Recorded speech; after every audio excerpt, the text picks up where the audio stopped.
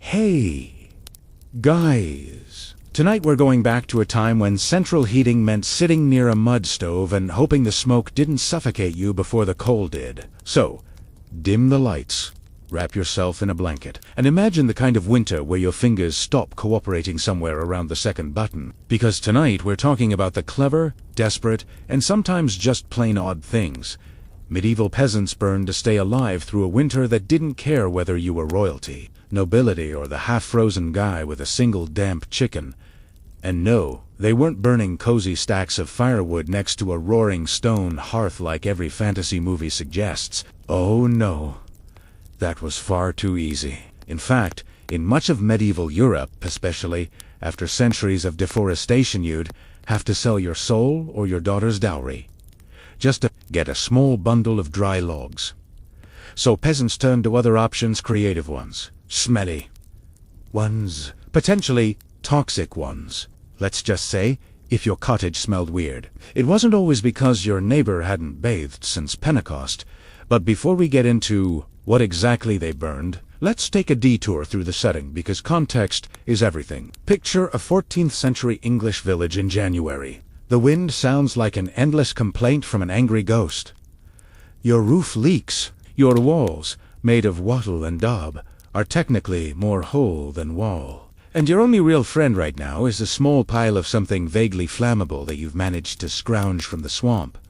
Wood, by this point, was almost a luxury item. Centuries of land clearing and shipbuilding meant forests near villages were long gone. Lords hunted on the remaining ones, and peasants weren't exactly free to chop down royal trees just because their toes looked bluish-purple. Trespass in a noble's woodlot, and you could expect a beating, a fine, or in some places, a nice cozy cell to freeze in. Instead, so real firewood oak, ash beech, was for the wealthy. The rest relied on imagination. Enter the first hero of our story, peat. Or, as medieval people called it, turf. In simple terms, peat is ancient, half-rotted plant matter dug out of bogs. In other words, nature's attempt at pre-coal. It burned with a soft heat, produced a lot of smoke, and smelled kind of like old socks left in a pond. But it worked. Peasants from Ireland to the Low Countries harvested it in late summer by cutting blocks with shovels, leaving them out to dry, and then stacking them for winter. And yes, if you've ever wondered why so many medieval cottages were near soggy, depressing moorland, well, that's why. Free heating, if you could stand the smell and the cough.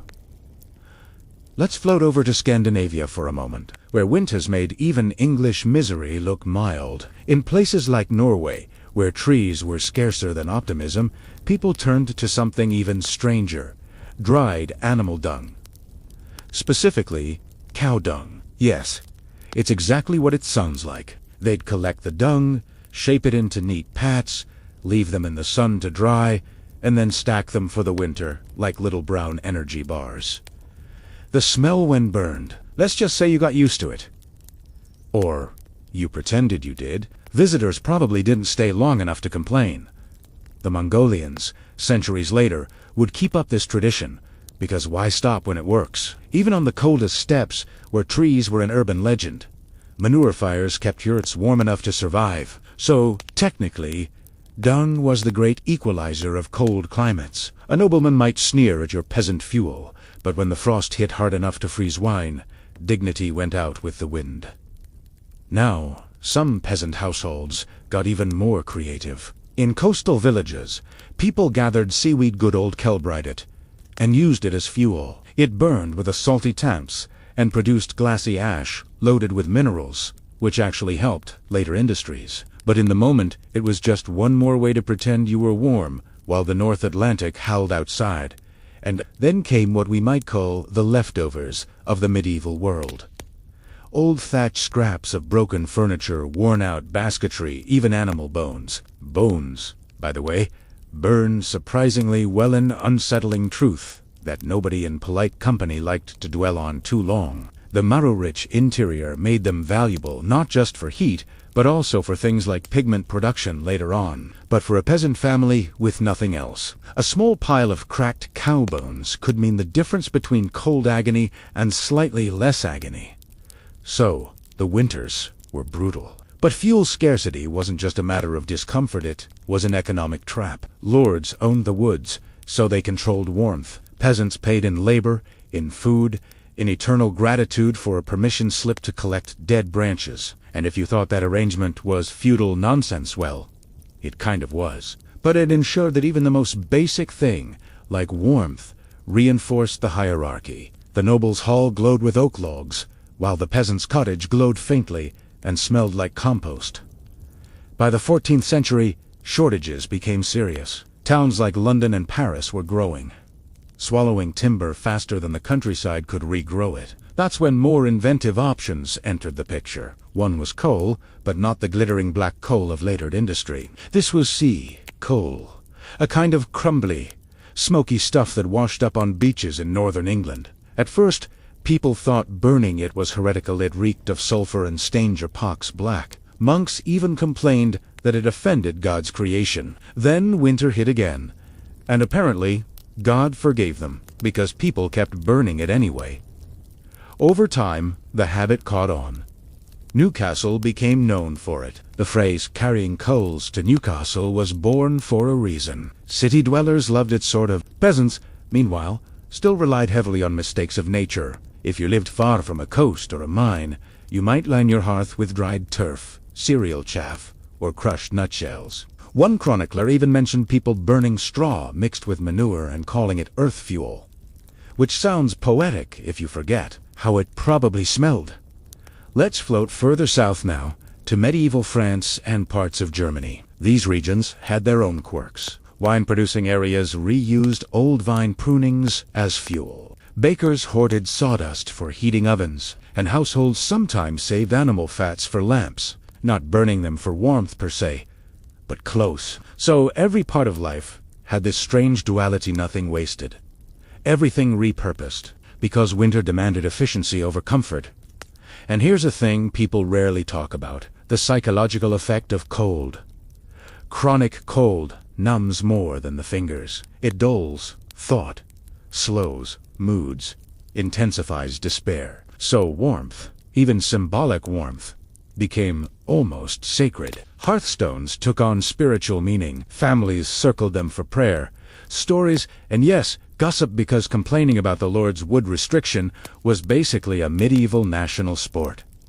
We often picture medieval life as festivity and roaring fires, but that's more wishful thinking than reality. Even in castles, heat was patchy. A great hall might be warm near the center, freezing at the edges. Bedrooms, forget it. People slept in layers, literally wrapping themselves in fur and wool. Bed-warming pans, metal trays filled with coals were luxury items. The peasantry had foot rugs, and possibly a small animal or two sharing the bed for warmth. Romantic, in a way that PETA wouldn't enjoy. The church, ever practical about suffering, occasionally weighed in. Friars encouraged people to use the gifts of the earth wisely. Translation: stop complaining about how terrible dried manure smells. It's what you've got. And for many, that was enough. Survival was not about comfort. It was about making do.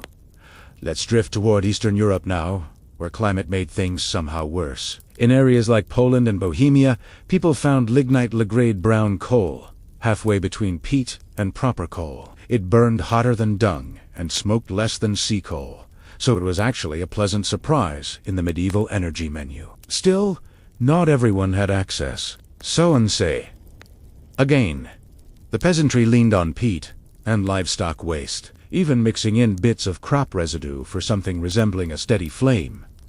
Meanwhile, in small alpine settlements, there was a particular obsession with something called brushwood, twigs, juniper branches, even bundles of grapevine. They burned fast and poorly, but at least gathering them was free. You'd see long lines of villagers hauling massive bundles down icy paths, often stacked higher than their own heads, a tragic little procession of determination and frostbite. And through all this, fire wasn't just survival, it was symbolism. The hearth was literally the heart of a home. It shaped social rhythm. Morning began by rekindling coals from yesterday's fire if the embers survived the night under a blanket of ash. If not, someone trudged to the neighbor's house, begging a new ember in a clay pot.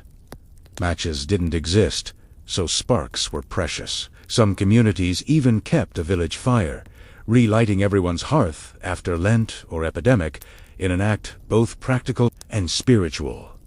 By now, you can probably see why burning something not firewood wasn't so much odd as inevitable. All it took was desperation, resourcefulness, and a willingness to pretend that smoke-induced coughing was just character building.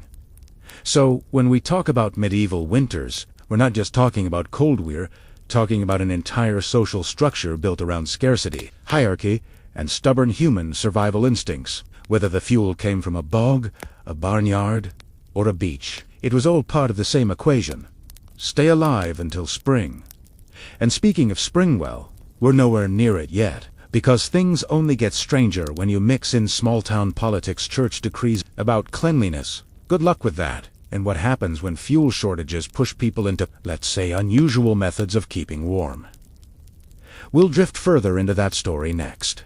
Let's drift back to that same little 14th century cottage, where we left our poor peasant family huddled around a smoldering lump of peat, pretending not to cough too loudly. It's the middle of February now, which means the snow isn't charming anymore. The livestock are miserable, and everyone smells faintly like smoke, wool, and despair. By this point in winter, even the creative fuel pile near the hearth looks tragic. The pet's gone damp, the last of the dried dung burned too quickly, and the surrounding countryside resembles a wasteland of frostbitten twigs. So people got experimental, resourceful, inventive, and occasionally self-destructive in the way only desperate humanity can be.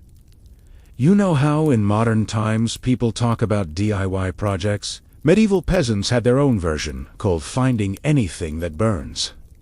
One of those anything things was old clothing. Sounds awful, right? But cloth back then wasn't exactly polyester blend. Tunics, undergarments, and hose were made from linen, wool, or hemp, all slow-burning natural fibers. When a shirt was too worn to patch one more time, it didn't go to waste. Torn rags were twisted into cords, sometimes dipped in animal fat to act as makeshift fire starters. The result, brief, smoky flames, and the depressing smell of old sweat becoming airborne once again. A rustic kind of recycling. And then there was fat itself, tallow, specifically harvested from melted down animal suet, usually from cows or sheep. Tallow had many uses: candles, cooking, lubrication for cart axles, and, yes, fuel. Some families made tallow cakes, tiny blocks that could be tossed into the hearth to feed the flame. They didn't stay burning long, but they smelled better than peat and didn't require wading into a bog. The downside, you were technically burning part of next winter's candle supply, so the line between heat and darkness was always uncomfortably thin. Now, in every medieval village there was at least one person who took ingenuity a little too far. Chronicles and folklore both mention curious heating tricks, like boiling river stones and rolling them under blankets before bed. It worked, temporarily, unless the stone cracked mid-winter nap, in which case you also got a concussion. Other people warmed bricks near the fire, wrapped them in cloth, and used them like primitive hot water bottles. Except, of course, no water and no bottle. Just optimism and burnt fingers. Let's float, smote-like, toward the wealthier classes now. The great irony of medieval heating is that castles, the symbols of power, were spectacularly bad at keeping warm. Those huge stone walls. They radiated cold like an old grudge. Draughts howled through arrow slits, and thick tapestries did more to decorate misery than eliminate it. The lords and ladies had grand halls with roaring fires. Yes, but those were mostly for show. The heat rose through the rafters, while servants below froze artistically in place. Bedrooms, separated by long stone corridors, were so cold that even the nobility sometimes burned dung in their chambers, trying not to mention the smell. Royalty liked to pretend otherwise, of course. Henry VIII had elaborately carved chimneys in multiple hearths, but his courtiers still wrote about shivering through banquets. The illusion of comfort mattered more than actual warmth. After all, what's nobility without some degree of unnecessary suffering? Courtesy required composure, even as your nose turned the color of cheap wine. Peasants, on the other hand, skipped the pretense. They turned small spaces into heat traps, closing shutters, hanging spare cloth over doors, plugging cracks with straw or moss. It wasn't cozy exactly, but it held in heat from the central hearth, which often did triple duty as kitchen, laundry, and community gossip hub. The smoke from the open fire curled upward with nowhere polite to go, spreading black soot across the ceiling. Yet that same haze helped preserve the thatch roof from bugs and rot. So in the long run, your house smelled like death, but lasted longer.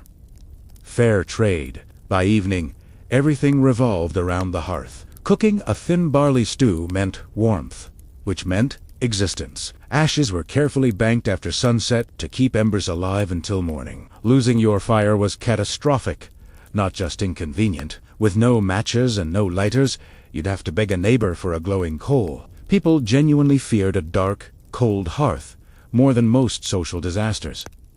Fire was family. Neighborly lending of embers was practically medieval social insurance. In crowded townhouses, the fuel options grew even weirder. Bakeries and workshops produced constant waste wood shavings, husks, scraps of cloth, and refuse. Poorer families scavenged this debris, sweeping it up into bundles called faggots, a term, originally just meaning twigs or kindling. Those could be bought by the armful. Often damp, occasionally moldy, but they burned well enough to cook a thin dinner. Markets even had fuel stalls, selling random combustibles from dawn till dusk. There's something poetic about a civilization where warmth itself was sold alongside cheese and onions. In particularly grim winters, people burned straw, which was a practical disaster waiting to happen. The flames caught too fast, smoke filled the room, and half the neighborhood might ignite if someone sneezed too enthusiastically. But when the frost crept in thick as glass on windows, or rather, open holes pretending to be windows, safety became a distant luxury. Survival meant managing risk through stubborn ritual. Now, if anyone was particularly unlucky, they might live near a tanner's yard. Tanners produced endless scraps of hide and animal remnants soaked in lime water and other delightful brews. When dried, some of that waste burned poorly, but burned nonetheless. So on cold mornings, the smell drifting across town wasn't just manure smoke. It was winter perfume, a mixture of tallow, peat, and half-cooked cow bits. Charming, in that medieval you'll breathe it, or you'll die colder way. The upper clergy occasionally scolded villages for smoky, smelly fires, claiming they offended the senses of heaven. Nobody stopped burning them. Even abbeys relied on dung and peat in some regions. God, after all, made both bogs and cattle, and if divine patience extended to plague, it likely extended to smoke. Meanwhile, medieval facetious those, cheerful optimists warned that smoke-filled rooms were bad for the lungs, causing lethargy and melancholy vapors. Probably correct, though peasant lungs were the least of anyone's worries when frostbite could eat your toes before breakfast. Fires weren't cozy ambient, they were medicine, whether you liked the treatment or not. Acites grey. Things actually got worse before better. Early urban London reeked of coal smoke by the 13th century. Parliament even debated banning sea coal because its stench offended visiting royalty. Imagine lawmakers earnestly discussing how Londoners could freeze politely instead. The ban didn't stick. Too many people depended on it. And besides, nobody was volunteering to chop wood 5 miles away in the sleet. Ironically, the poor adapted. They built habits of conservation that we'd call sustainability today. They reused everything. Ashes fertilized gardens, soot mixed with oil became crude polish, and once burnt embers restarted the next day's fire. It was a perfectly circular, grimly efficient system of existence. The only rule was simple: waste nothing that might one day burn. In the rare good winters, when harvests were decent and stores survived, peasants celebrated by burning something extravagant, like an entire log. The Yule log tradition probably began that way, a shared symbol of collective endurance lit once a year. A log big enough to last through Christmas was less about holiday cheer and more about bragging rights. Look, we can actually afford to be warm for once. But the real irony comes from the fact that even among all this smoky misery, warmth remained a social metaphor. To be cold wasn't just physical, it was moral, emotional, spiritual. Warmth meant life, generosity, community. Maybe that is why medieval literature describes hell as fiery but purgatory as frozen.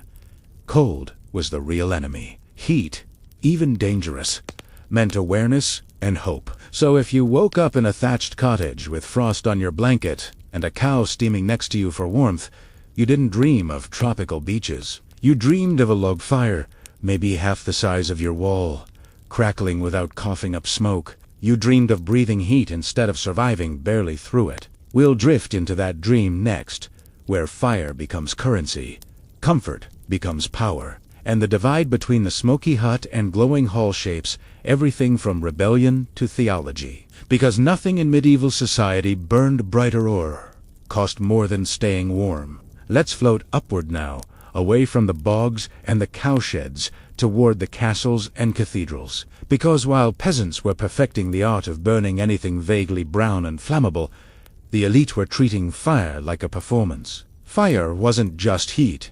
In a noble's house, Hasuld, it was theater. The hearth was the original status symbol. The bigger your fire, the more people knew you were important enough to waste fuel. A noble might burn through an entire tree trunk in a few nights, because nothing says feudal superiority like inefficient combustion. Castles, for all their grandeur, were terrible at being habitable in winter. Giant stone walls soaked up whatever heat existed and released it somewhere around early spring. So to fight that, lords and ladies filled their great halls with roaring fires big enough to roast an ox or, as records suggest, occasionally several at once. The fires blazed. Servants coughed. Smoke blackened the frescoes, and everyone pretended this was luxury instead of slow suffocation with a side of frostbite. These were the spaces where politics got done, songs were sung, and marriages arranged all. While everyone shuffled closer to the flames like conspirators in a crime against common sense, the heat was never even distributed. Front row courtiers roasted uncomfortably, while those at the back froze artistically beneath their embroidered cloaks. And yes, noblesse had fireplaces long before chimneys became common, but the design was primitive. Smoke just chose its own path, usually into people's eyes. Early architects treated ventilation as optional maybe.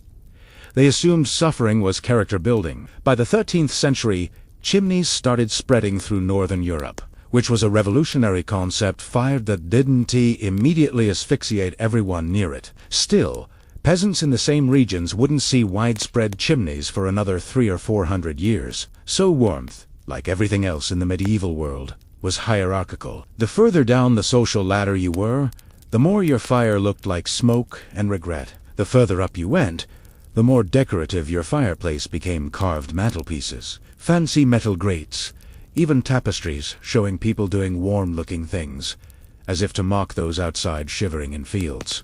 And castles didn't stop at single fires. The really wealthy think French dukes, English magnates, or the occasional bishop who forgot humility had entire rooms dedicated to comfort. The stove chamber, for example, developed in German-speaking regions.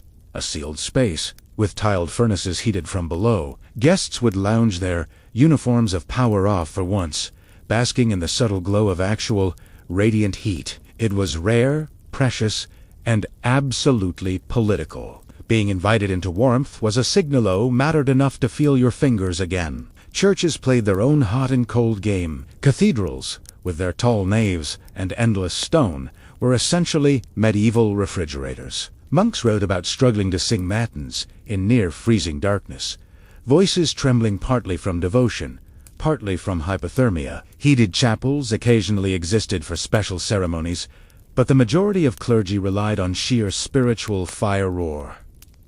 Layers upon layers of itchy wool. That's not to say the clergy didn't indulge. High-ranking bishops often heated their private quarters as well as kitchens and record rooms, because apparently divine paperwork deserved comfort. Some abbeys even had strict rules on when fires could be lit, usually from All Saints' Day to Easter, the officially cold season. After that, freezing again was considered spiritually cleansing. Meanwhile, lower monks prayed, copied manuscripts in freezing and developed the early stages of chilblains as part of their daily routine.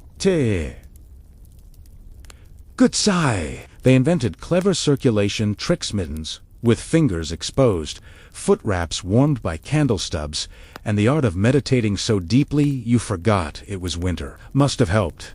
Eventually, back in secular society, warmth was literally counted in servants. Fires needed tending, and laborers were assigned just to keep aristocratic hearths alive. For large estates, you needed woodcutters, transporters, stackers, and finally, the indoor firekeepers.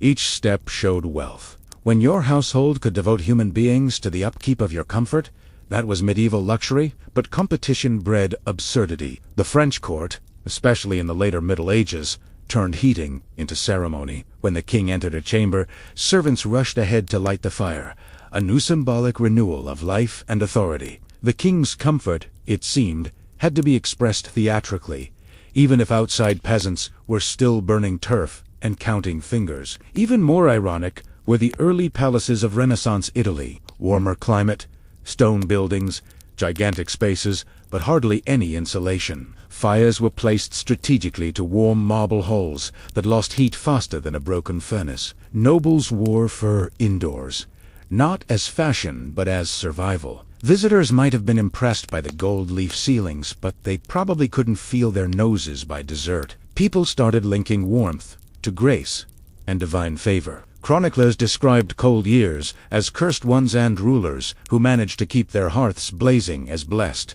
Firelight became the visual expression of prosperity, a glow against the dark world outside. The economy adapted around that symbolism. Wood taxes, charcoal sales, and peat rights turned into sources of conflict. Forest management laws tightened.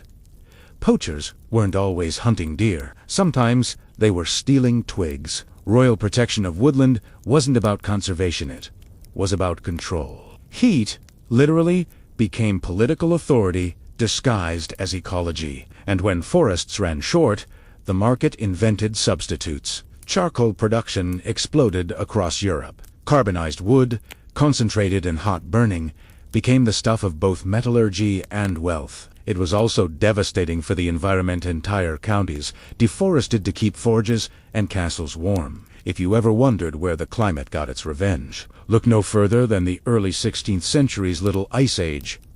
Humanity chopped down its blankets, lit them up, and then complained about the cold. In comparison, peasants living near royal forests sometimes resorted to quietly stealing debris at night. There are court rolls full of petty timber thefts, sticks the size of broom handles criminalized by law. The penalty? Fines, lashes, or worse, being forced to publicly confess while everyone wondered if they'd really risked beating over kindling. Spoiler, they had, because cold doesn't negotiate. By the late medieval period, controlling warmth meant controlling daily life. Blacksmiths, bakers, brewers all relied on fuel permitted by guilds or lords. Households without access often attached themselves to large estates for tenure rights. Work the land, get a share of the scraps. Firewood became as valuable as grain, sometimes more. If this all sounds surreal, it's because it was. Imagine tying your entire family's comfort to whether or not you found enough twigs after That was daily realism for much of medieval Europe. For nobles, the problem was inverted. Too much heat, too much smoke, too much pretense of glory. One chronicler dryly remarked that King John of France's court in winter smelled of smoke and perfume, and of both in conflict, which might actually be the best description of medieval aristocracy in existence. So when we read about cold hearts and warm halls in old poetry, it wasn't just metaphor, it was fact disguised as art. Warmth literally separated lives. It shaped architecture, laws, social rank, and even faith. And yet, there was something tragic behind the glow. No matter how grand the fires burned, winter always won in the end. Ashes settled the same way on everyone from the fur-draped lord to the mud-footed peasant. Maybe that's why the old superstition persisted. Never let your fire die before dawn, or spirits would creep in. It wasn't superstition so much as experience. Extinguished warmth felt like death. Plain and simple. We'll glide next into how that desperation eventually gave birth to early innovation fuel trades, coal transport, and a Europe slowly setting itself up for the industrial age, one smoky hearth at a time. Let's let the fire burn a bit lower now, slipping deeper into the soft hush of a winter midnight. If you asked a medieval peasant what they feared most after sunset, the answer wasn't always wolves or highwaymen. No, sometimes it was what happened if the last ember died, because the medieval hearth, as bleak as it was, glowed at the heart of 1,000 old beliefs. Weird, flickering connection between warmth, family, and whatever unseen things creaked just outside the door. See, the downsides of smoky fires and recycled manure came bundled with a surprising sense of ritual. For most people, the hearth wasn't just for boiling cabbage soup or slowly drying one's socks. It was the axis around which life and luck revolved. Superstition, as always, did overtime where science was thin on the ground. There was a truly universal rule: never let the fire go out before dawn unless you wanted to invite all manner of bad spirits, household imps, or, depending on region, just really bad luck. Fire symbolized protection. To have a living flame all through the night meant your household was covered, both physically and spiritually. If your coals died while everyone slept, it was Antigus Chilisum believed it would let malevolent spirits slip down the chimney or slide through the ash bed. The only thing worse than waking to a cold house was waking to one visited in the night. To keep the flame alive, families practiced ash banking, the delicate art of covering embers at bedtime with a layer of ash deep enough to cut off oxygen, shallow enough to let the core survive until dawn. The first person, awake usually, whoever lost the family argumentally, poked through the ashes, coaxing fire back with bellows, breath, and a prayer muttered somewhere between hope and desperation. The day didn't really start, not properly, until that orange glow flickered stubbornly from the coals. There were stories all over Europe of the house spirit or hearth sprite, a helpful or mischievous being who watched your embers. Call it domovoi in Slavic lands, brownie in the British countryside, Kabbalas. For the Greeks, every village knew the type. Treat the hearth with respect. Leave a scrap of food or a crust of bread in the ash, and your home would stay safe. Your fire healthier. Your bad luck minimal. Neglect a fire. Forget the tradition, and you'd earn trouble ranging from burnt porridge to extended family visits that never left. The superstitions around fire weren't all fearful. Some were practical, even quietly beautiful. Lighting the first fire of the new year, sometimes called bringing in the luck, was a family event. Everyone gathered, watched the kindling catch, and made casual jokes about "let us hope this one lasts longer than Uncle Thomas' patience." Embers from that new flame were considered lucky, so a few were sometimes slipped into pouches, carried to the fields, or even handed to neighbors as a blessing, or, more dryly, an emergency supply. Seasonal rituals built up around extinguishing, then relighting the communal fire, especially at festivals like Beltane or Easter. Ceremonies erased the past year's used-up flame. Entire villages would gather and let every hearth die out, just for a night, in a sort of quiet, shivering solidarity. The next day, someone, usually a respected elder or a lucky child, rekindled fire on the village green, using the cleanest, purest wood available. From that single flame, everyone else took home coals to restart their own fires. A practical bit of community, wrapped in hopeful superstition, with the bonus effect of reducing accumulated smoke for a day or two. Let us not forget the role of the hearth in everyday social life.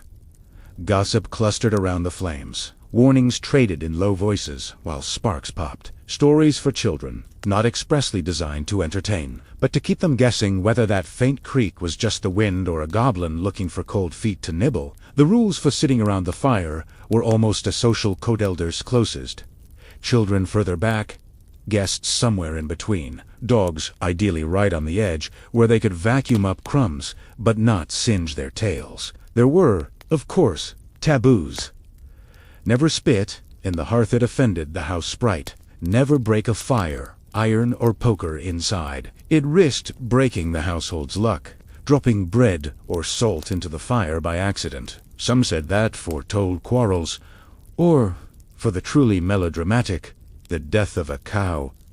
Sneezing while tending fire. That got complicated. In some places it meant prosperity. In others, well, just more sneezing. And then there was the folklore about trifling embers. Old widows, widowers, and lonely souls were extra careful never to let strangers borrow live coals because, legend had it, someone with ill will could steal your prosperity. Or worse, send a curse back via the chimney. Fireplace etiquette was a blend of generosity and streetwise paranoia. The old superstitions adapted with the times. As towns grew and coal became more common, fire spirits gave way to new worries about smoke devils and chimney ghosts. Children told stories of creatures who lived in the soot, coming alive when nobody watched. Some families even kept caged birds in the kitchen. Not as pets, but as crude carbon monoxide detectors. If the bird stopped singing, the fire was probably trying to kill you. Of course, the practical jokes were almost legendary. If you wanted to trick a neighbor, you might sneak into their house and swap their kindling for green wood, causing clouds of smoke and sullen tempers the entire day. Medieval slapstick was a slow burn. The joke's funniest part was how long it took to air things out. Through it all, the language of warmth permeated life and speech. People blessed each other with warmth at your hearth, or wished new couples ash that never dies. The church, always keen to outdo village tradition, folded fire into liturgy. Candlelit, sacred flames for saints' days, or if things got desperate, prayers to Saint Bridget, patron of fire, and, handily, of midwinter hope. So the medieval hearth, for all its smoke and unpleasant aroma, held a quiet power over the mind. A flickering reminder that survival was a daily victory, and that even the smallest flame, stubbornly coaxed to life at dawn, could keep winter and all its spirits just slightly at bay. And when finally spring came, and the fire was allowed to die down for a few brief weeks, it wasn't just a break for the lungs. It was a quiet relief, a sign that once again the world had burned through another season of hardship, one banked ember at a time. As the medieval era folded into the early modern period, something slow but unstoppable was stirring beneath the surface of European winters. The little fires tucked inside peasant cottages and grand castles alike were no longer just about survival. They were quietly becoming the heartbeat of an emerging economy.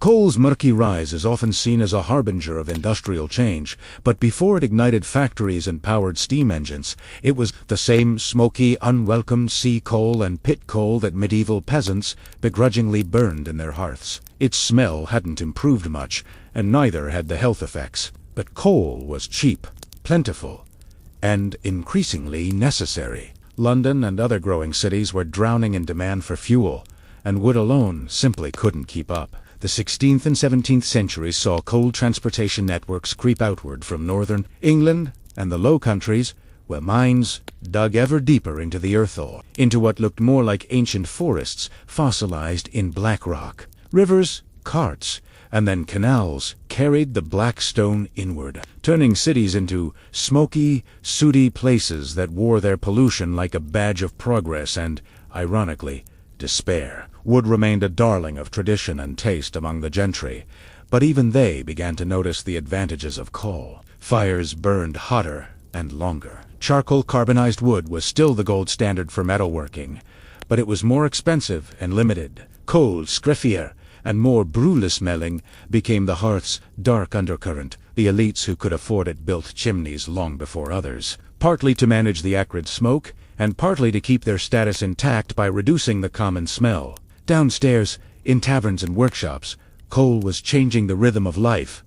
Potters fired kilns longer, blacksmiths and bakers spent less time fretting about fuel shortages, and merchants behind scenes started investing in fuel rights, sparking a new kind of trade that was less about grain or wool and more about blackrock and smoke licenses. This change wasn't peaceful. Lords and commoners alike squabbled over mineral rights. Villages who long relied on foraging would suddenly find themselves cut off or taxed for burning even fallen branches. The fuel economy became a fresh source of class tension, the unseen war hiding beneath the snow. At the same time, Fuel economies spurred inventions: stoves, grates, and rudimentary fireplaces designed to channel heat better and use less fuel. Inventors and tinkerers made modest progress long before the flashy engines of the Industrial Revolution. We might call these the proto-heaters, designed to trap warmth in ways a medieval peat fire never could. It wasn't just about warmth anymore, either. Coal smoke came with visible downsides: dirty cities, choking air, burned clothes, and blackened faces. Yet the economic benefits outweighed discomfort. People learned to live with the haze and embrace the strange new rhythms of a world transitioning from subsistence to commerce. Interestingly, this era also managed to keep some medieval customs alive. Village fires persisted, adapted to new fuels. Ceremonies marking seasonal hearth deaths remained staples in parts of Europe, mixing old superstitions with new realities. Hearthside life continued to be social glue. Even as cities grew and industrialized, families still gathered to light their own fires, sharing stories in the amber glow, just as they had for centuries. As governments slowly regulated fuel trade licenses for coal mines, taxes on woodcutting unwittingly set the stage for modern energy politics. The control of warmth became a crucial axis of power, something rulers understood well. Warmth was not just survival, but control over the population's comfort, productivity, and patience. So by the time the 18th century had rolled around with its canals, early factories, and new energy ideas, the medieval fires were both history and foundation. The desperate creativity of peasant families burning dung and dried seaweed had evolved unevenly into an economy where coal-punk fumes shaped city skylines and social orders alike. This slow burn from hearth to industry also colored cultural shifts. Poems, songs, and early novels often referenced smoke-choked streets and the warmth of progress with equal parts awe and melancholy. The smell of coal smoke became the scent of a changing world neither wholly hopeful nor entirely miserable. Jut, like the flickering flames, it sustained. Tomorrow's fires, oil, gas, electricity war, a long way off. But the centuries that followed would all owe their start to those smoky, smelly challenges faced by a medieval peasant clutching a damp clump of peat in the cold. We'll float next into the social and cultural impacts of this transformation: how warmth reshaped population growth, urban life, and even the arts. Because once you start burning fuel at scale, people begin to live, work, and dream in entirely new ways. So erawere in the slow-burning heart of early modern cities, where the smoke from 1,000 fires stitched itself into the very fabric of daily life. The dance of flame and soot was in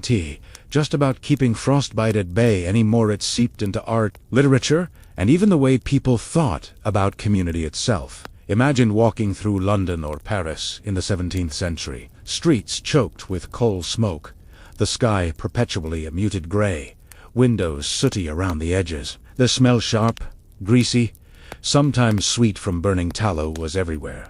It reminded people constantly of survival and progress, discomfort and necessity, all rolled together like the thick winter air.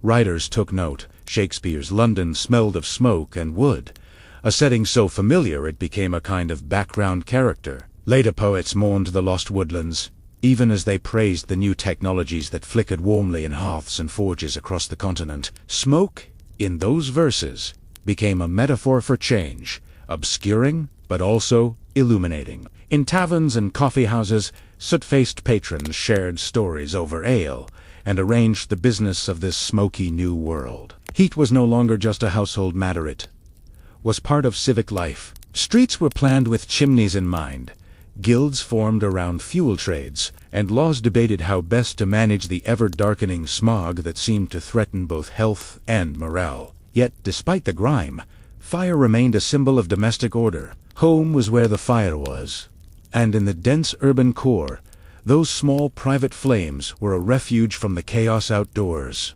Candles flickered in windows, signaling life within stone and wood walls. People grew fond of the fireside chat, a phrase as old as the first flicker of ember, reminding them that warmth, literal and figurative kind, held families and communities together. Superstitions about hearth spirits didn't vanish overnight. either. Urban legends evolved to include smoky creatures lurking in chimneys or restless ghosts drawn by the scent of burnt offerings. Some folk believed that the constant presence of fire kept evil at bay, while others whispered that too much smoke could invite it in. The dual nature of flame life and danger kept imaginations flickering far beyond the flame itself. Artists captured this duality too. Paintings from the era often included glowing hearths, not just as background, but as emotional centers of scenes, relaxed family dinners, quiet moments of reflection, or the somber gathering of a sick person surrounded by warmth. Light and shadow played off one another to create mood,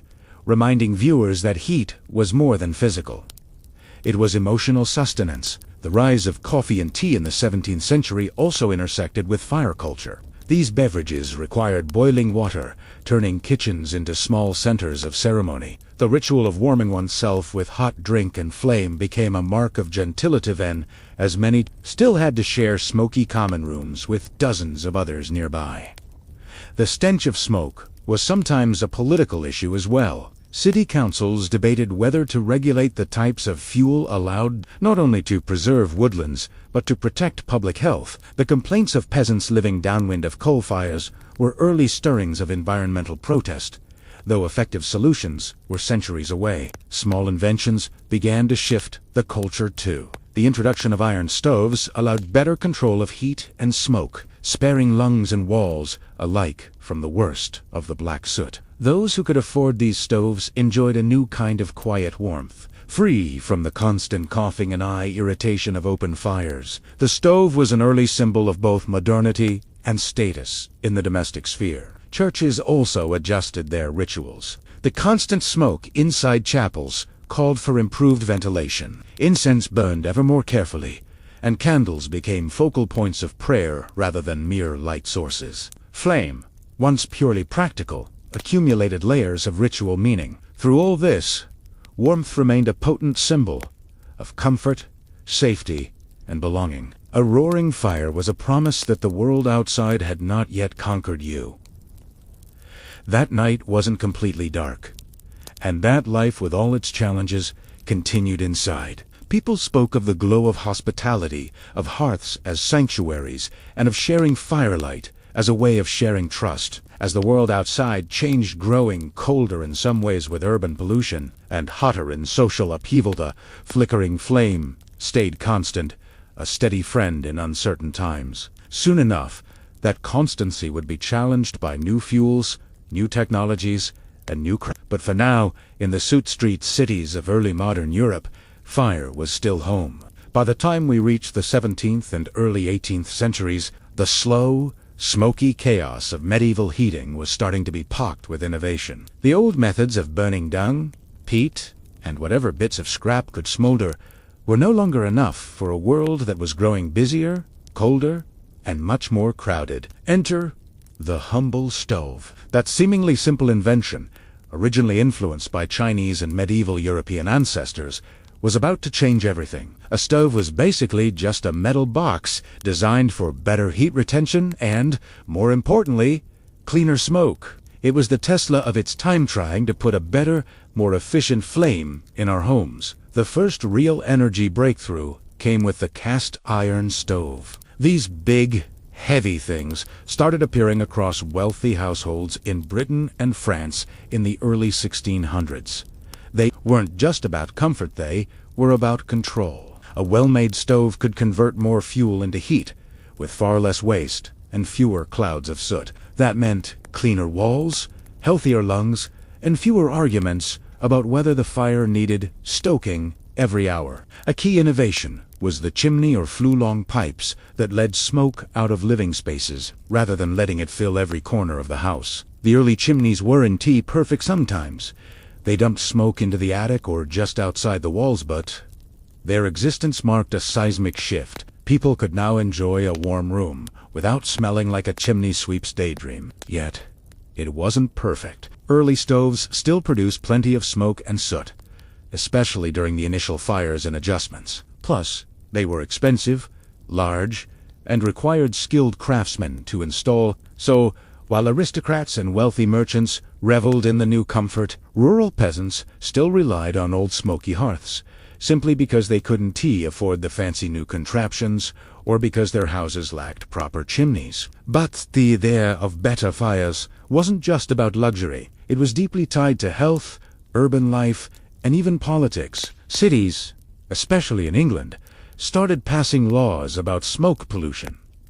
Officials realized that dense black clouds weren't just an eyesore, they were deadly. Some early regulations limited the types of fuel allowed or mandated the installation of chimney sweeps, an early effort at urban hygiene. Meanwhile, the new stoves sparked a boom in manufacturing. Metal workers, stove builders, and chimney companies formed new trades, turning the simple act of heating into a booming industry. In some places, entire neighborhoods grew up around the demand for fireproof bricks, cast iron fittings, and ventilation systems. In the countryside,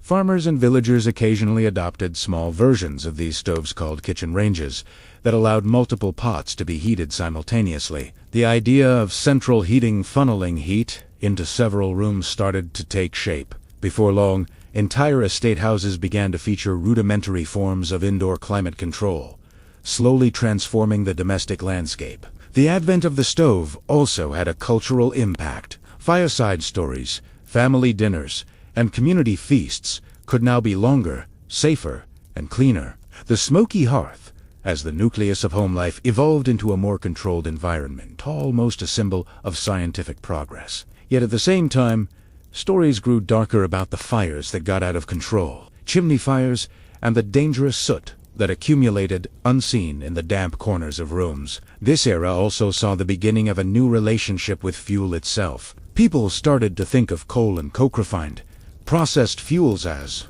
not just necessities, but commodities. It was the start of a shift that would eventually propel Europe into the age of the Industrial Revolution, turning smoky domestic fires into the engines that powered factories and cities.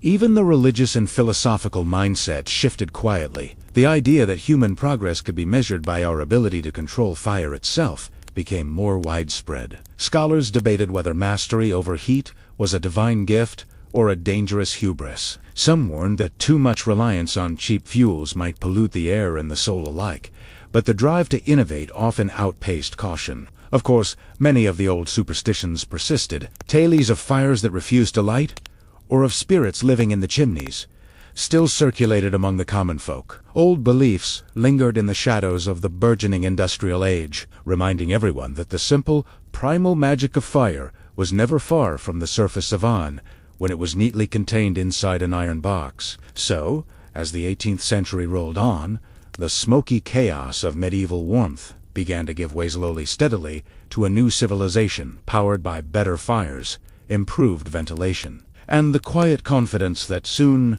winter's worst grip could be kept at bay, not just for the wealthy but for everyone daring to hope for a warmer, cleaner future.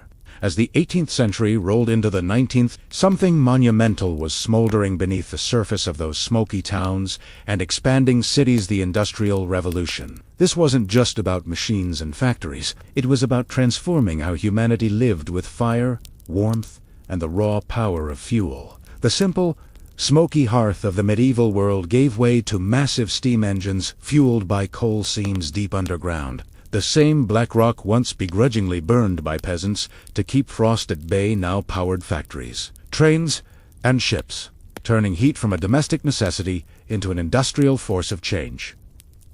Coal mining exploded in scale. Deep shafts and dangerous tunnels supplied cities hungry to burn more fuel, melt more metals, and power more machines. Workers, many living in cramped, cold housing, faced the irony that the coal-keeping factories running was also polluting the air they breathed. Smog became a nightly blanket over places like London, choking the city with thick, gray smoke. At home, heating technology raced ahead to cast-iron stoves, became more efficient and affordable. People began to install rudimentary radiators and centralized heating systems in wealthier homes, reducing dependence on smoky oak. The improvement was gradual, and wildly uneven. Poor neighborhoods often remained dusty and cold, still clinging to older methods. The cultural meaning of warmth transformed as well. No longer merely a refuge from cold, heat became a symbol of industry, progress, and the new economic order. Towns and cities were no longer scattered patches of isolated fires, but interconnected networks of factories, homes, and commerce, all burning steadily through the winter nights. Yet, this progress came at a cost. Public health suffered under the weight of pollution and overcrowding. Pneumonia, bronchitis, and other respiratory illnesses soared. The soot blackened faces, clothes, and walls, reminding urban dwellers daily of the price paid for warmth and modernity. Amid these, ASE's social movements, advocating for cleaner air and better housing, began to stir. Early environmentalists and health reformers campaigned for regulations on coal burning, improved ventilation, and even urban tree planting, all a whisper of modern ecological awareness hiding behind industrial smoke. The arts and literature took notice, too. Victorian novels often feature soot-streaked streets, smoky rooms, and the uneasy contradiction of warmth as both comfort and contamination. Firelight cast shadows not just on walls, but on human hopes and fears, highlighting the contradictions of a world caught between old hearths and new furniture. At the household level, innovations became symbols of status and modernity. The glow of a polished stove or the flicker of a gas lamp signaled wealth and progress. Families gathered around the stove for warmth, food preparation, and socializing, echoing centuries-old traditions, but in a newly mechanized setting. Meanwhile, rural areas often lagged behind, clinging to fuel methods and superstitions passed down for generations. This urban-rural divide in heating technology and culture underscored the broader social changes reshaping Europe. By mid-century, the concept of home comfort was changing. Fireplaces became ornamental as stoves, and better-built houses maintained steady warmth. The ability to control heat reliably was no longer luxury. It was expected by growing middle classes. And so, the story of warmth moves forward, driven by fuel extracted deep beneath the earth, shaped by invention and social change, shadowed by progress and pollution. From the desperate, smoky fires of medieval peasants to the roaring steam engines of the industrial age, humanity's relationship with heat has always been about more than combustion. It's about survival, power, comfort, and control. So, as the smoke from industrial chimneys poured endlessly into the sky, something else was settling right inside the lungs,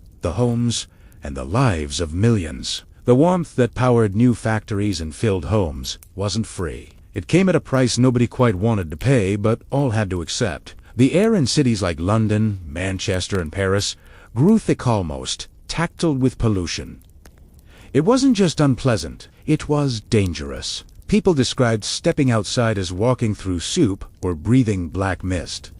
Children's lungs turned fragile, workers coughed until dawn, and doctors began to recognize the rise of new industrial ailments linked directly to smoke and soot exposure. Pneumonia, bronchitis, tuberculosis. These conditions flourished in the damp, crowded, and smoky environments born of early industrial warmth. Yet, for many, the alternative was freezing or starving. So the cough was a price grudgingly paid for survival and progress.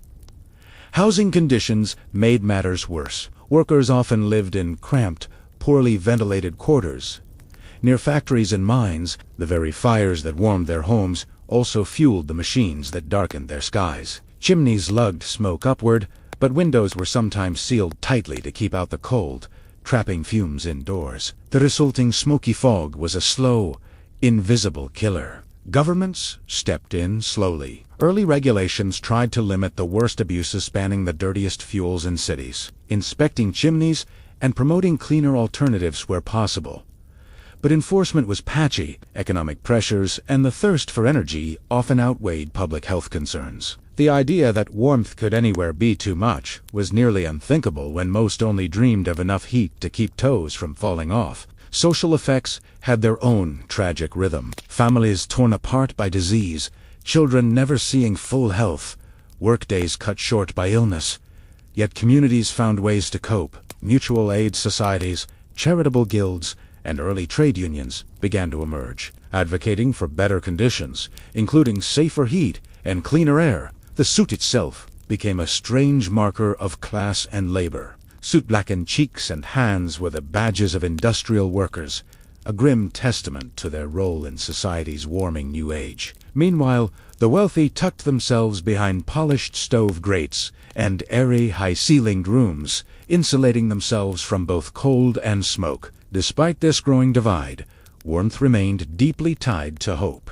Children, huddling near smoky fires, dreamed of cleaner air. Workers pushed for better homes. Reformers penned treatises urging progress, not just in technology, but in quality of life. Artists and writers captured these contradictions beautifully. Dickens's London, thick with fog and soot, displayed both cruelty and community warmth. Painters showed smoky skylines, but also the glow of candlelit windows full of laughter and family. The smoke was both oppression and foundation of modern life.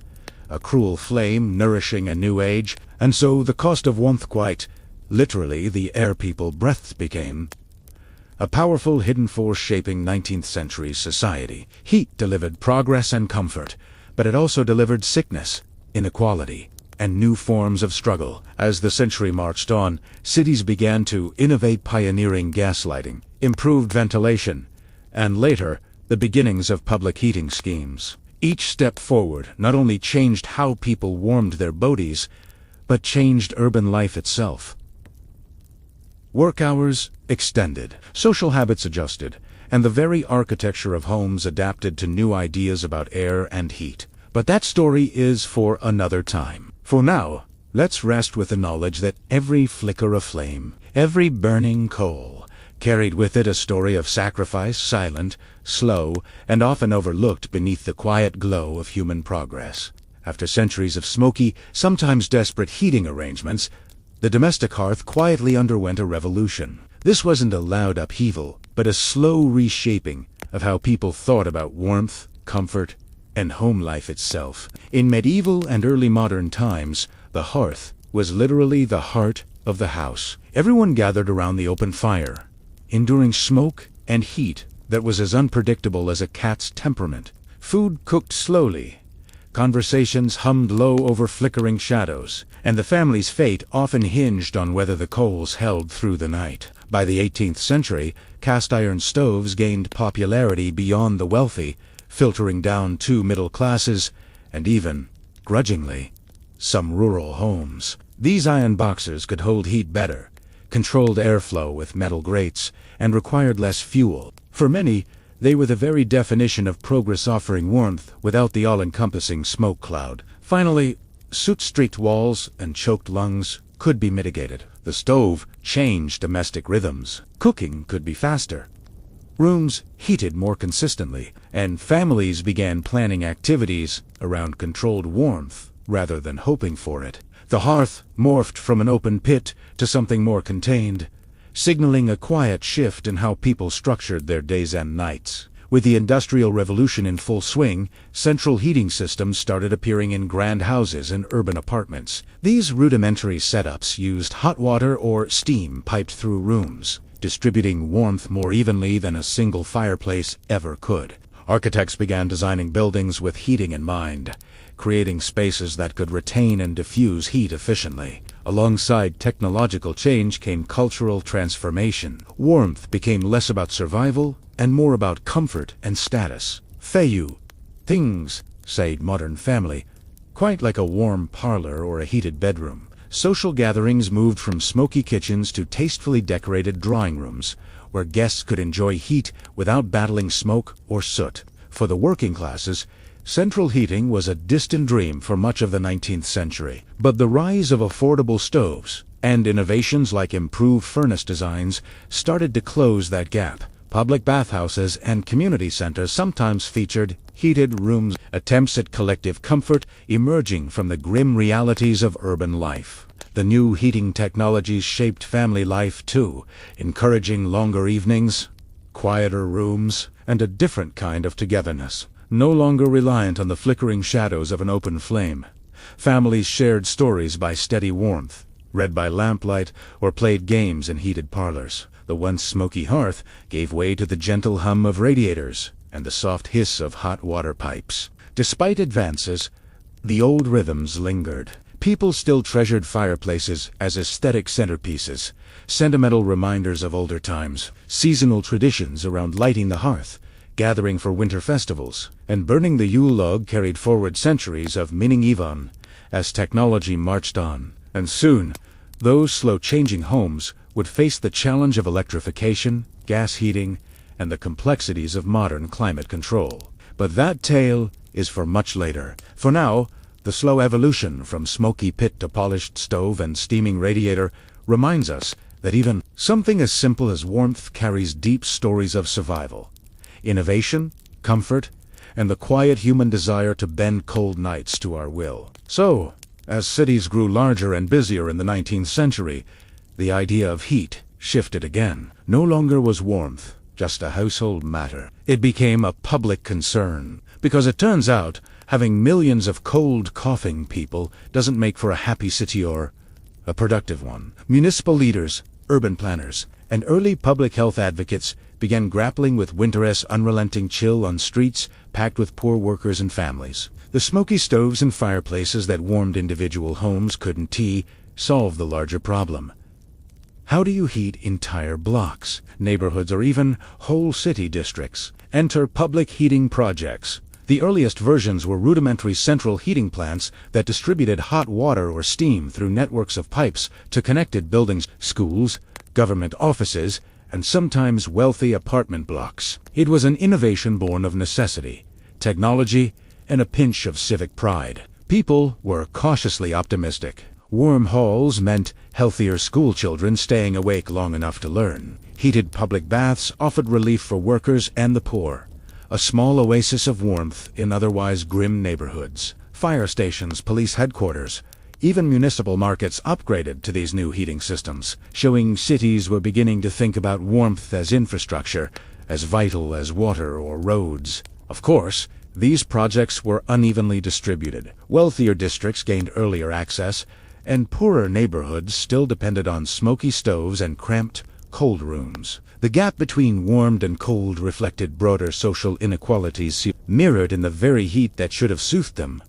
Still, the cultural impact was profound. For the first time, warmth extended beyond the private sphere, becoming a shared civic resource. People entered heated theaters, libraries, and lecture halls that stayed warm through winter nights, fostering new social engagements and public life. Winter no longer had to mean withdrawal or hibernation, but offered possibilities for happening, gathering, even celebration.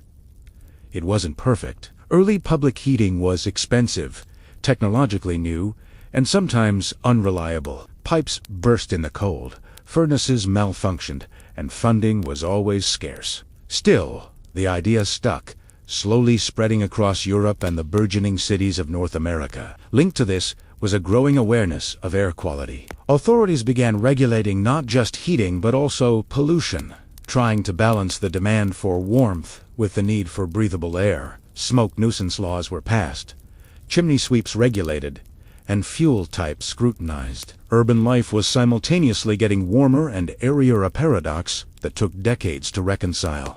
On the social side, warm public spaces reshaped city rhythms. Markets stayed open later. Workers met friends in heated cafes. Performances continued year. Urban winters, once defined by bitter early nights and freezing stone, began to carry a sense of conviviality, slow thawing of social life under coal-fired steam. All of this happened quietly, incrementally, technology and tradition weaving together in almost imperceptible ways. Fires that once flickered only in humble homes glowed now across vast municipal landscapes. Warmth became part of the city's pulse, and yet the hearth stayed symbolic. Even in sprawling industrial centers, people treasured personal fireplaces that lit tonight's meal and tomorrow's stories. The city was heating up, but the home's glowing ember remained sacred. This slow evolution, from peat smoke to central heat, tells a story beyond technology. It's a story about people, community, and the ways we pursue comfort amidst the cold uncertainties of life. Imagine a family gathered in the early 20th century around a glowing stove or radiator. The room filled with cozy warmth, far beyond what their ancestors ever knew. These new heating technologies quietly transformed daily life, shifting rhythms and rituals in ways both subtle and profound. Where once the hearth dictated when and how people cooked, talked, and slept, now warmth was more predictable, steady, and, importantly, less smoky. Meals no longer had to be rushed before fire waned. Conversations stretched longer, bathed in even heat instead of flickering shadows. Families developed new rituals around these warmer spaces. Evening gatherings became more common, reading, sewing, playing board games. The quiet crackle of radiators, or the soft hiss of steam, replaced the unpredictable pop and spit of an open fire, encouraging a calmer domestic atmosphere. The kitchen stove became a focal point, not only for cooking, but for socializing. Children warmed muddy boots, letters were written by the stove, steady heat, and the hum of home life centered around this ever-glowing source. Holiday traditions, like lighting the Yule log or hanging stockings, transformed too, now celebrated beside clean flames or under the subtle glow of electric lights that often accompanied improved heating. Yet, the communal nature of warmth remained. Families still shared blankets and footsteps kept close in colder rooms. Bedrooms might still be chilly compared to living spaces. Central heating was often limited to main rooms, preserving the cozy wood smoke ritual in less heated areas. That mix of old and new kept nostalgia alive alongside progress. Society broadly began to expect warmth as a right, not a luxury. Builders designed homes for insulation. Architects focused on airflow and heat retention. Better clothing, too, evolved with warmth. Lighter fabrics for indoors, warmer coats and slippers for stepping outside, reflecting a new dance between exterior chill and interior glow. The modern era also brought a subtle psychological shift. Warm homes became symbols of stability, prosperity, and care. Childhood memories of cold, smoky rooms gave way to images of steady comfort. Fireplaces, still popular for charm, became more decorative as central heaters worked quietly behind the scenes. Community life reflected this too. Neighborhoods exchanged tips on heating efficiency. Social workers advocated for proper warmth in working-class housing, and family lore treasured stories of old fireside tales alongside new memories of radiators' gentle heat. This transformation wasn't universally smooth. Many still grappled with cold winters, inadequate heating, and the legacy of smoky daggers in history.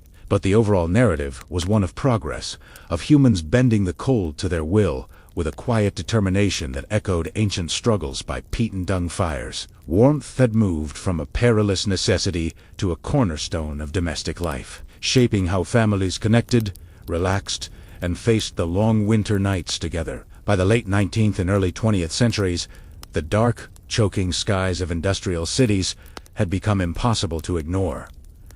Smoke and soot were no longer just nuisances. They were pressing public health crises, shaping life and politics across Europe and North America. The ubiquitous black fog, famously dubbed pea soupers in London, cloaked cities in a toxic haze, causing respiratory illnesses, depressing morale, and making even the simplest walk a hazardous adventure. People coughed in the streets and windows stayed closed, trapping heat but also stale, polluted air inside cramped homes. Early environmental activists began to sound alarms, not with the dramatic urgency of modern climate crusades, but with persistent warnings rooted in public health. Physicians, writers, and reformers documented the links between coal smoke and illness, urging governments to act. Campaigns for cleaner air were met with a mix of support and resistance. Industrial interests grudgingly agreed to some reforms, often preferring modest regulations over sweeping change. Meanwhile,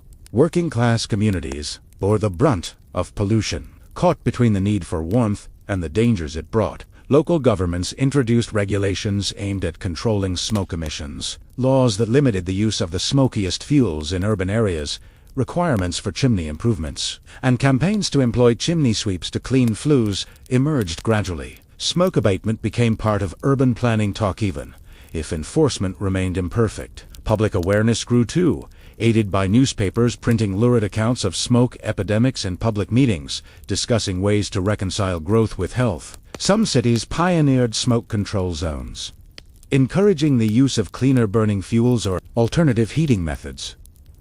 However, this was a slow, uneven process. Coal remained cheap and abundant, and the technology for cleaner burning was in its infancy. Many workers and poorer citizens could not afford to switch fuels or upgrade heating systems, trapped in cycles of pollution and poverty that fueled both furnace and frustration. As the 20th century progressed, these early efforts laid groundwork for broader environmental consciousness. They also drove technological innovation. Improved stoves, gas heating systems, and later, electric heaters, all promised cleaner warmth, albeit initially accessible mainly to the middle and upper classes. Culturally, the smoggy air inspired a mix of resignation and rebellion. Artists depicted the dystopian, smoky cityscape with melancholic grace. Writers crafted stories where darkness and cold were adversaries, not just of the body, but of the soul. And folk wisdom evolved into practical vigilance. People checked the wind and the smoke, measuring their chances of a healthy day. Ultimately, these decades of struggle and slow reform reshaped urban life, pushing cities to rethink energy, industry, and the right to clean air alongside warmth. The battle against smoke wasn't just about comfort, it was about survival, dignity, and the possibility of a future where fire no longer threatened the very lives it intended to sustain. As the 20th century progressed, the old smoky fires and choking coal smog began to retreat in the face of new technologies.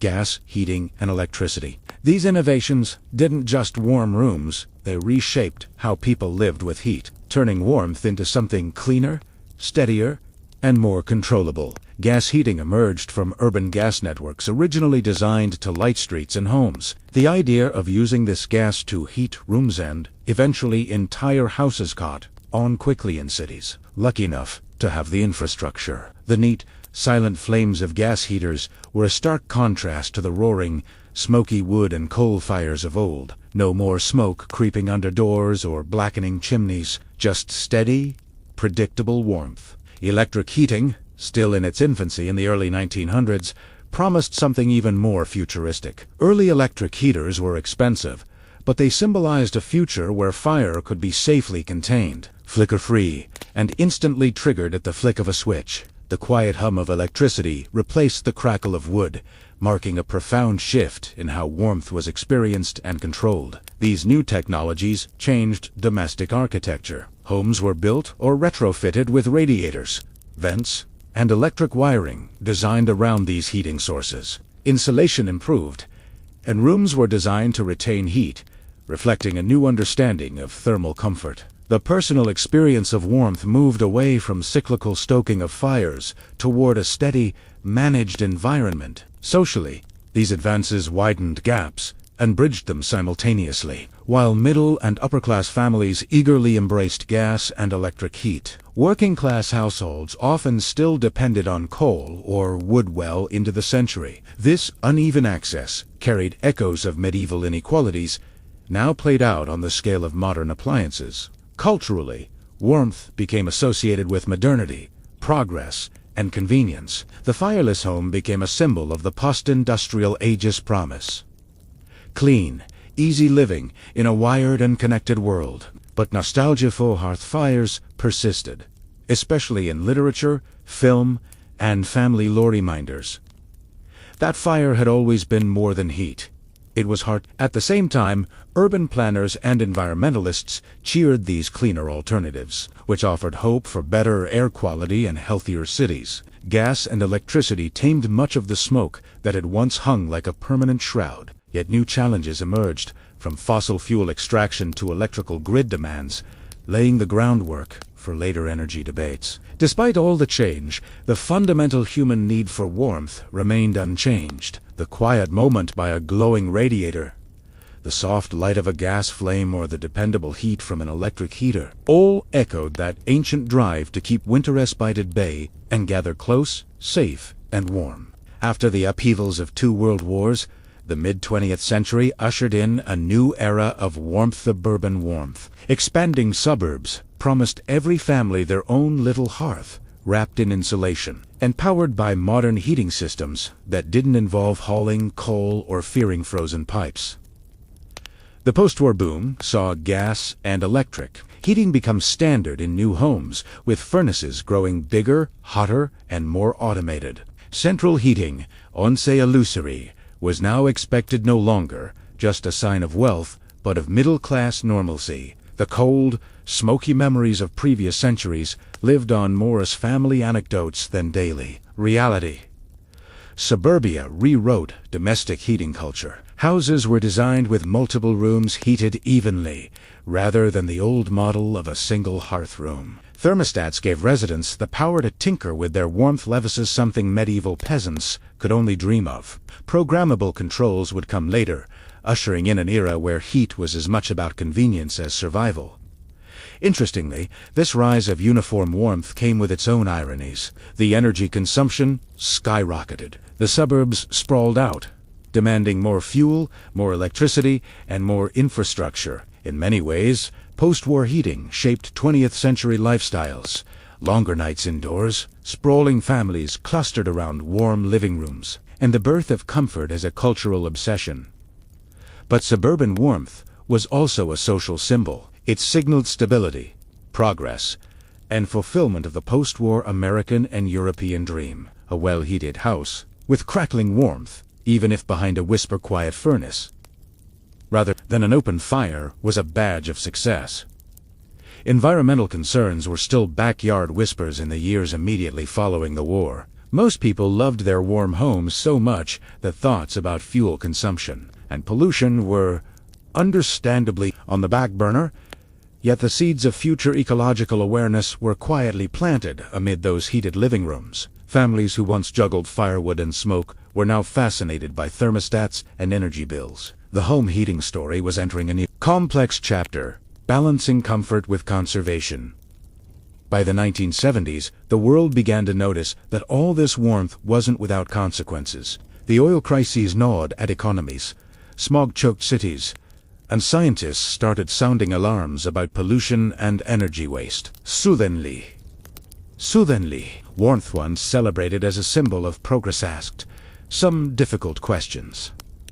Heating reforms emerged slowly but surely. Governments introduced regulations, pushing for energy efficiency, better insulation, and cleaner fuels. The era of indulgent warmth faced the reality of resource limits and environmental costs, concepts that were fairly new to a generation raised on seemingly endless power. Insulation became a household buzzword. Rubber seals replaced drafty windows. Fiberglass-filled walls, and houses were suddenly wrapped in cozy shells designed to hold heat in tight, squeezing every bit out of expensive energy. People began to see warmth not as an infinite comfort, but something to manage carefully. New technologies answered the call as well. Heat pumps machines that could move warmth rather than generate it started appearing, hinting at a future where heating might be cleaner and less wasteful. Solar heating entered experimental stages, promising sources beyond coal and oil. Culturally, people's relationship with warmth shifted. The idea of letting it go cold wasn't quite as terrifying anymore, but rather a practical source. Thermostats lowered at night, sweaters embraced indoors, and energy bills led family conversations. The golden age of warmth met the green flicker of conservation. Yet, this transition was tinged with irony and resistance. Many lamented the loss of real heat, the cozy crackle of logs, or the dependable hum of old furnaces replaced by quiet, invisible systems. Warnings about comfort loss mingled with enthusiasm for innovation. The balance was delicate. Warmth was still vital, but now it needed to be responsible. Around the world, policies and subsidies nudged economies toward this greener warmth, but adoption varied. Some regions embraced solar and heat efficiency strides. Others stuck stubbornly to fossil fuels. The legacy of past centuries' burning habits weighed heavy, both economically and culturally. As this slow social and technological dance continued, warmth became a symbol not just of comfort, but of care for the planet, future generations, and the limits of human consumption. Environmental awareness cast long shadows over fireplaces, chimneys, and radiators alike. And so, the story of warmth evolved once more, reflecting broader human struggles, balancing desire and restraint, tradition and innovation, survival and stewardship.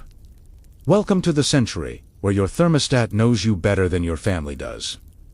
Where a heating isn't just a matter of fire or fuel, but of data, algorithms, and occasionally, a glance at your phone. Just imagine medieval peasants having to wrap their heads around that dot. Smart heating technology has transformed the way we warm our homes. Gone are the days of manual stoking, unpredictable fires, and smoky rooms. Instead, sensors track temperatures in every corner your heater powers up just before you get home, and your energy usage is monitored, not to be a fire-watching neighbor with a cough, but by cold-efficient machines.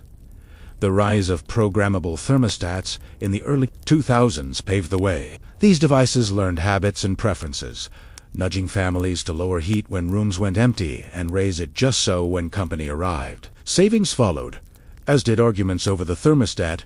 Dial nah settled with science. Then came connectivity, Wi-Fi-enabled heaters, apps that let you warm your house from halfway around the world, and systems integrated with voice assistants made heat control almost effortless. The fireplace, once a social hub, now lives mostly in apps, and algorithmic decisions quiet, invisible, and strangely impersonal.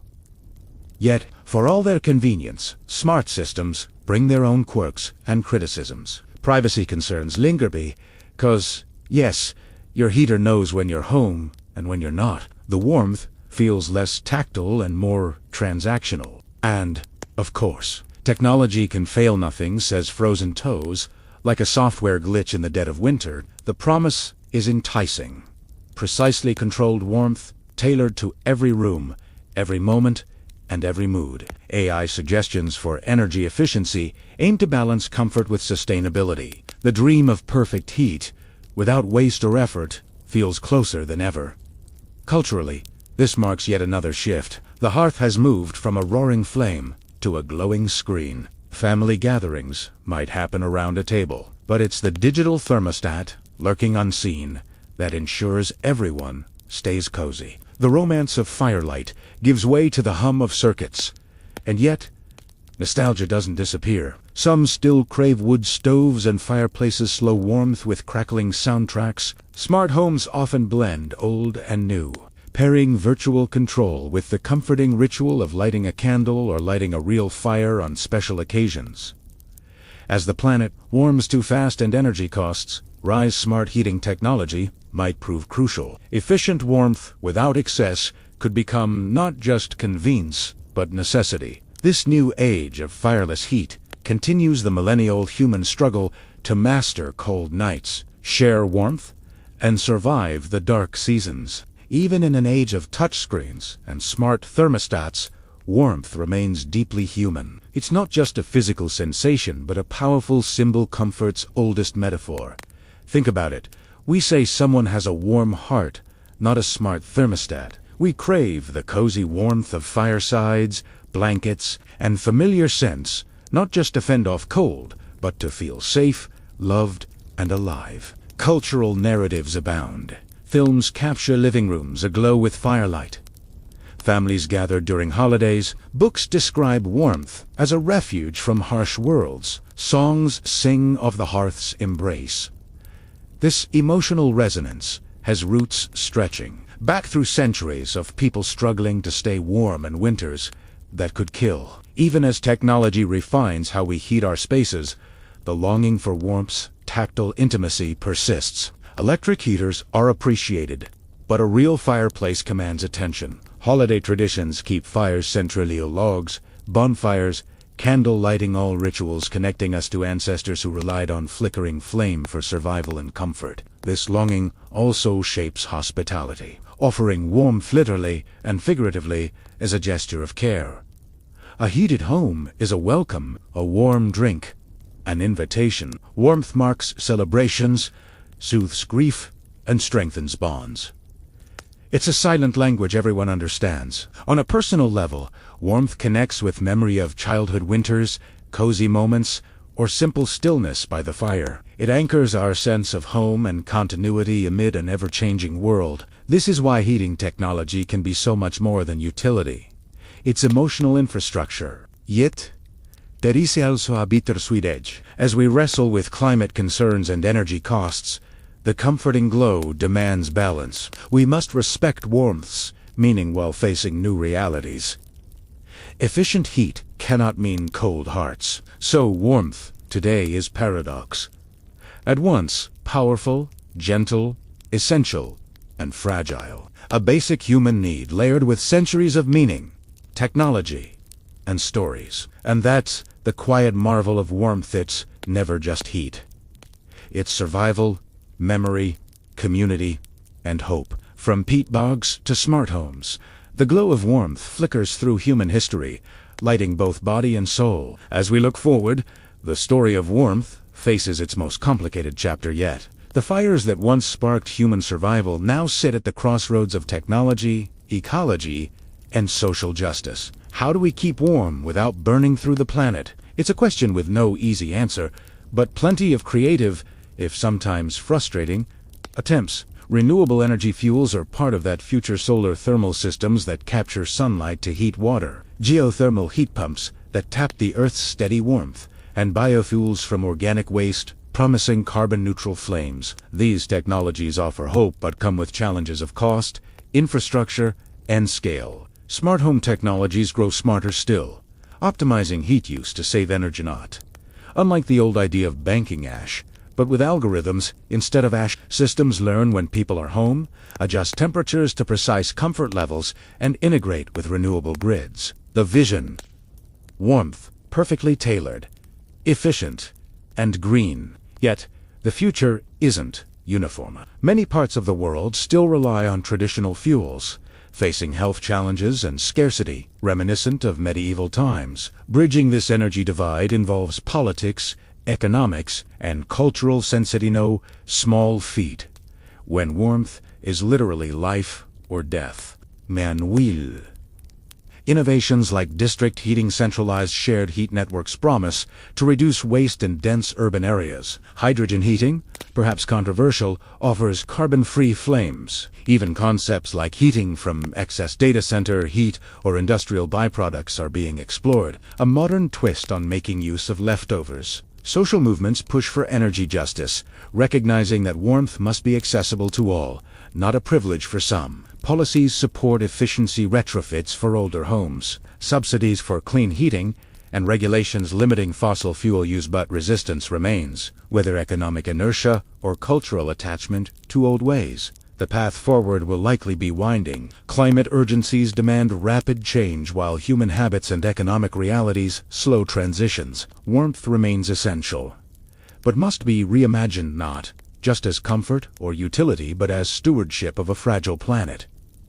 In a way, this echoes centuries past. The medieval peat burner couldn't imagine steam engines, nor could the early industrialist picture smart thermostats. Each era wrestled with warmth's meaning, its cost, and its promise. Tomorrow's heat, too, will carry stories of innovation, struggle, hope, and compromise. The flickering flame continues, its glow bright with possibility, yet shadowed by challenge. After all the centuries and all the fires, warmth remains one of the most quietly powerful forces in human history. From messy peat fires, dug from bogs in freezing medieval nights, to invisible digital heat humming silently through smart homes, warmth has been a thread weaving survival and society together.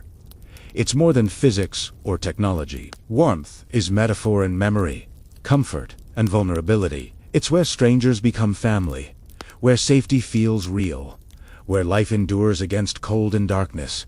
The flicker of heat connects us across eras, cultures, and continents. History shows us how entwined warmth is with power, with inequality, with innovation and utopia. The humble flame has shaped cities, crusades, revolutions, and revolutions in technology. It has been a luxury for some and a desperate necessity for others. It has inspired art, ritual, superstition, and science in equal measure. Warmth tells stories of human resilience.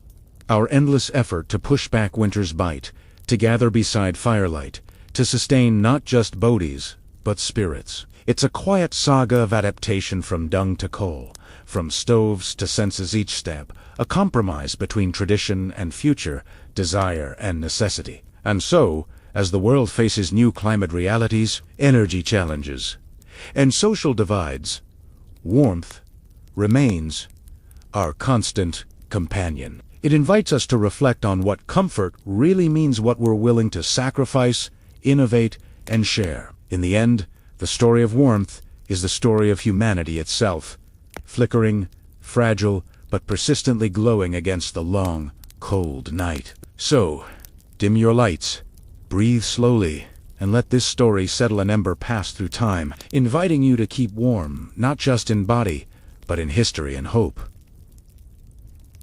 Good night.